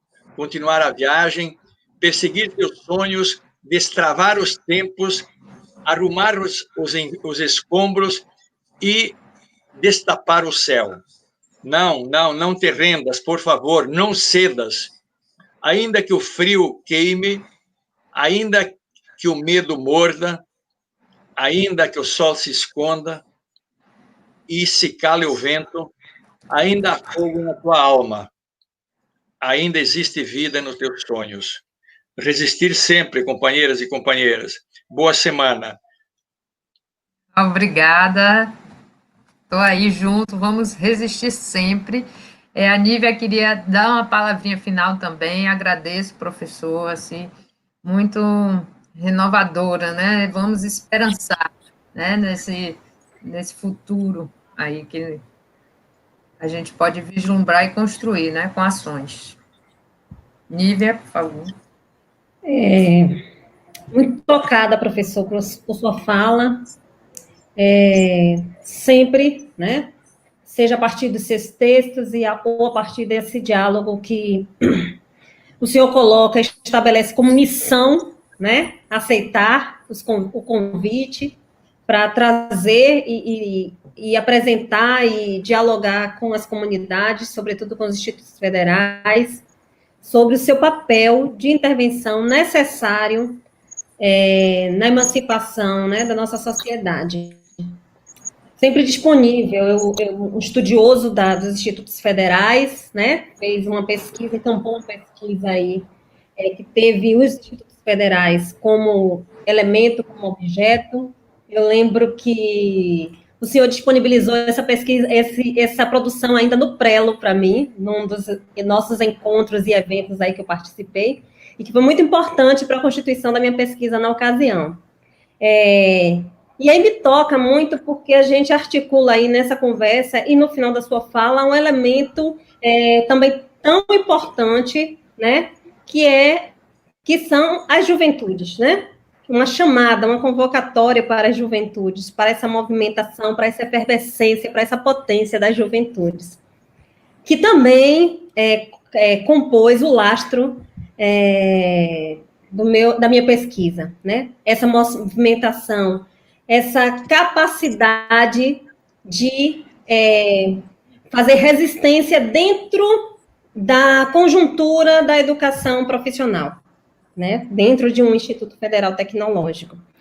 E aí me emociona, motiva, faz com que a gente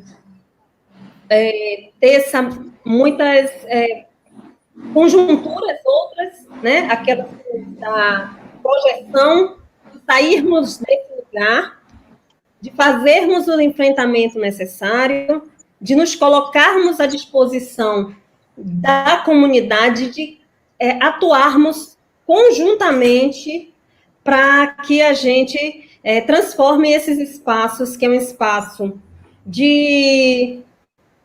que outrora foi visto de reprodução, de constituição de massa para o mercado, mas que sejamos pessoas que tenhamos como foco a transformação da sociedade e com ela, né? Com ela, fazendo parte e dando as contribuições necessárias. Então, desde já, a gente agradece suas palavras, seu ânimo, seu incentivo, sua contribuição, toda a disposição que o senhor tem. A gente sabe que o senhor teve um evento hoje durante o dia e está aqui contribuindo para a gente construir também a nossa perspectiva de extensão popular dentro do IFBA. No mais, agradeço a todos e a todas. Uma boa jornada para a gente. Leve nosso abraço lá para a sua comunidade, professor, e Obrigado. nossa solidariedade a todas as comunidades que estão em lutas agora contra a intervenção. Um abraço. Obrigado, Nívia. Boa noite a todos, abraço, gente. Boa noite. Obrigada, querido.